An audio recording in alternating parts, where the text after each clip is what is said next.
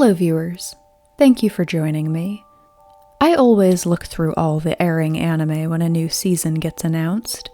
There are usually a few that catch my attention, and one or two that I know I'm definitely going to watch.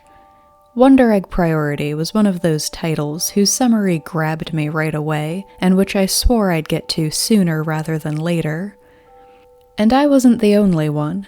I remember seeing a lot of interest for it while it was airing, and kept an ear out for the sorts of reactions it was getting.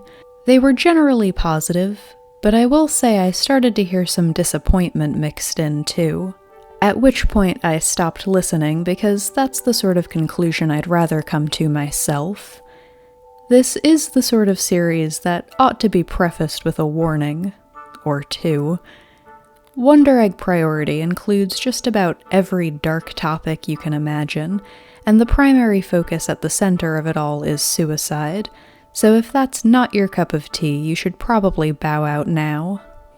Personally, after two light-hearted romances in a row, bring on the depression and traumatic backstories, that's all I had to say. Wonder Egg Priority introduces us to Ai Oto, a young girl who's become a shut-in since her best and only friend Koito committed suicide. While walking around the city one night, she rescues a dead beetle from being squished by a car, giving it a little funeral by the road. Not long after, what initially seems to be the spirit of that beetle gifts her with a magic egg. When Ai falls asleep that night, she finds herself in a mysterious sort of dream world, fashioned to look like her school. She breaks open the egg, and a girl pops out, but she doesn't have time to figure this out before they're forced to flee from the little monsters hunting the girl down. Over the course of this first dream, her spirit guide tells her the basics. The people who emerge from the Wonder Eggs are all kids who've committed suicide.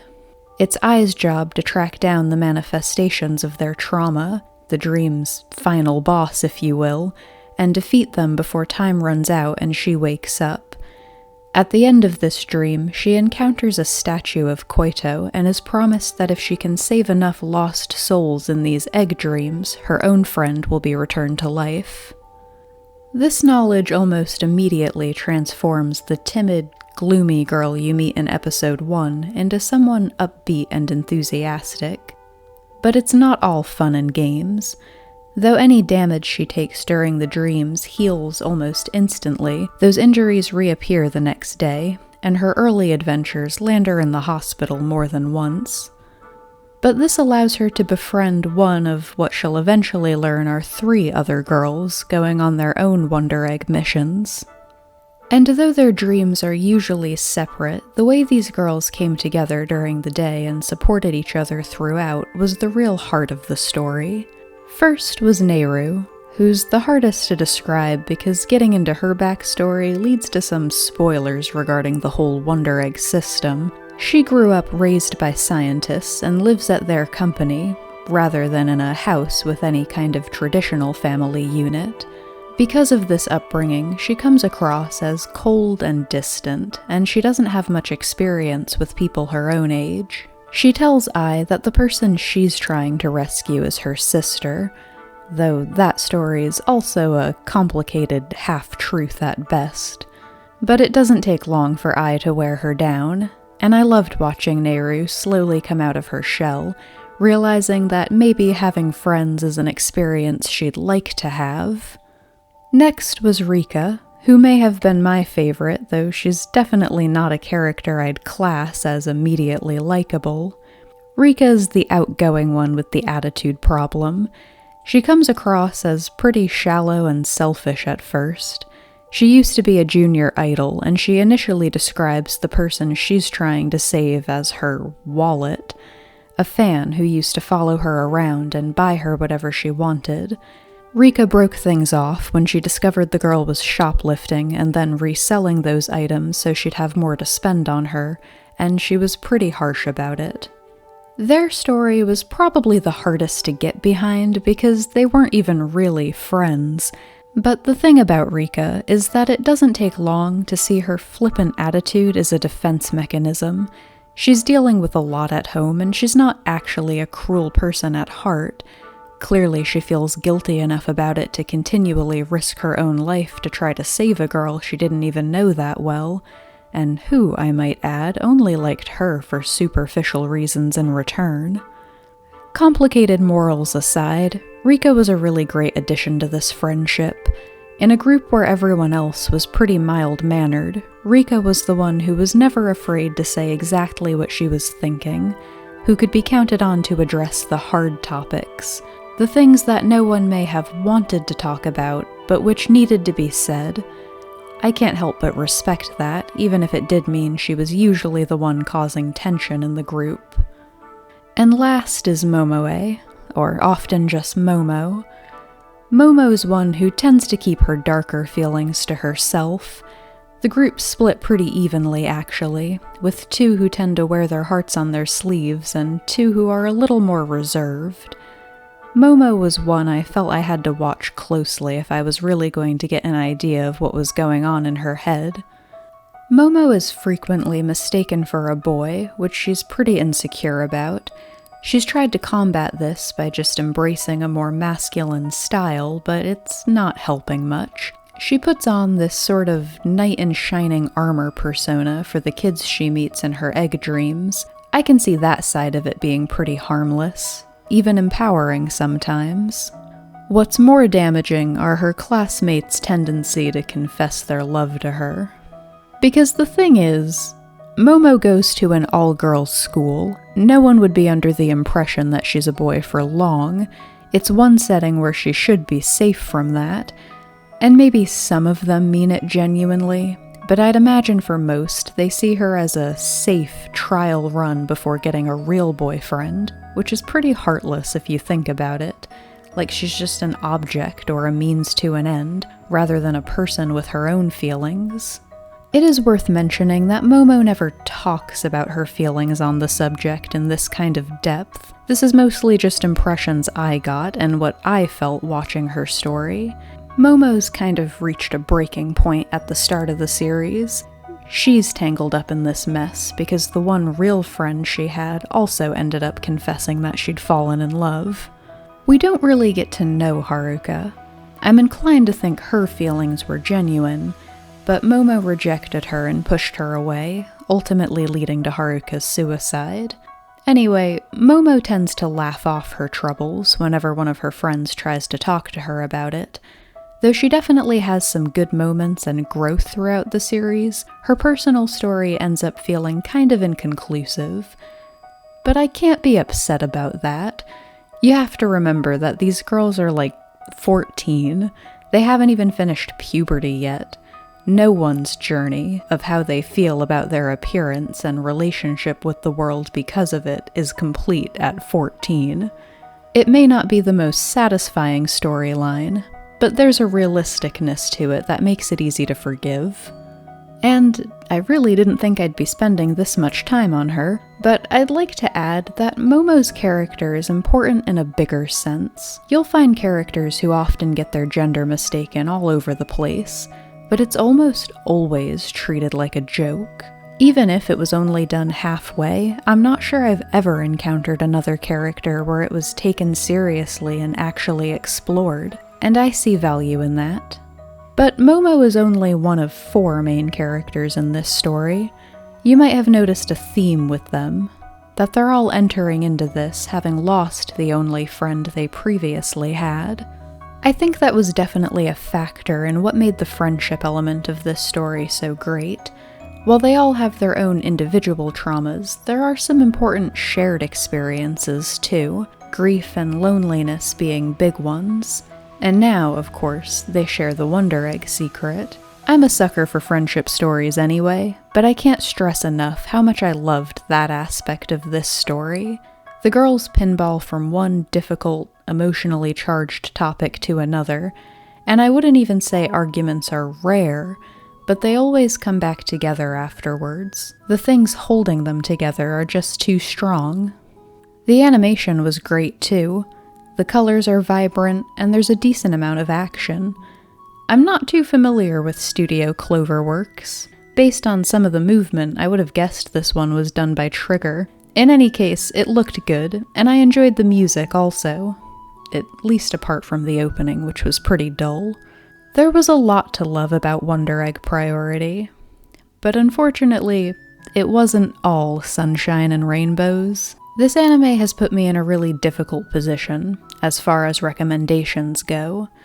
We're about to head into spoiler territory, so for anyone who wants to experience it themselves, I'll just say, as I was watching Wonder Egg Priority, I couldn't see any reason I wouldn't be recommending this one. I thought I'd maybe imagined the negative feedback I remembered hearing. And then I reached the end, and disappointment doesn't even begin to describe what I was feeling. I'm not sure I've ever seen another show that was this good, that then suddenly drops the ball on absolutely everything harder than Wonder Egg Priority does. Almost nothing they've built up gets a proper conclusion. The writers are introducing new ideas up until nearly the very last second. This show was so good until suddenly it wasn't, and I'll be honest, I don't really know what to do with that information. If you're someone who feels a bad ending destroys the whole experience, I suggest you stay away. But if you're someone who can still find value in the journey leading up to a bad end, go for it. This series has made me seriously question which group I belong to, and I haven't reached an answer yet. Now, if you're still here, you may be wondering, what exactly made the ending so bad? I guess I'll start with something that really caught me off guard. The girls our heroines are trying to save do actually come back to life by the end, which isn't necessarily a bad thing. It kinda goes against any views of traditional morality, but I do like when fiction makes me question that sort of thing. It just didn't really feel like the natural conclusion to the story that had been set up for most of the anime. I would have bet just about anything on our girls reaching the end and realizing that the real wonder was the friendship they found along the way. It does come up, as early as episode 4, I believe. Rika questions whether it's really worth continuing to risk their lives when they're all the happiest they've ever been. The people they're trying to resurrect are dead as a result of their own choices, no matter how guilty they each may feel about it, but the others shoot her down pretty quickly. But it is true that they've found what they were missing in their lives through this new bond, and that kinda destroys one of the few real conclusions this anime does give us. There was this great mystery plotline running alongside the main story. Ai had been bullied all her life. Koito was her very first friend, and a transfer student who maybe wasn't totally prepared for what she was getting herself into. Early on, we're led to believe the bullies turned on her instead, and that's why she killed herself. Ai hadn't been brave enough to stand up for her, which is why she feels so responsible. But the series starts to explore the fact that Ai didn't actually know Koito all that well. She was really taken in by this girl who was almost suspiciously nice to her, weirdly pushy about being her friend. Koito may have been more troubled than she first appeared, and there may have been something shady going on with their guidance counselor, who happens to be Momo's uncle, making it an even touchier subject. But by the time we get the full story on Koito, the main thing that's been motivating Ai this whole time, so many other things have happened and are still happening that she doesn't seem to care anymore, really diminishing the impact. So yes, they're all brought back to life, and the only real catch is that they don't remember the girls who fought so hard to save them. In Ai's last egg dream, the victim is an alternate version of herself, introducing the idea of parallel worlds. My theory is that no one was actually brought back to life. Rather, another version of each character was brought over from their own world, but that's not something the show itself ever confirms. But as far as mysteries that are left unanswered in this series go, that one's probably the easiest to forgive. The one that really ruins my opinion of this show is Frill. Let's back up a little. After the early episodes, Wonder Egg Priority starts to go in for a more scientific feel than a magic one. This whole Wonder Egg setup isn't actually being orchestrated by the spirit of that beetle I buried.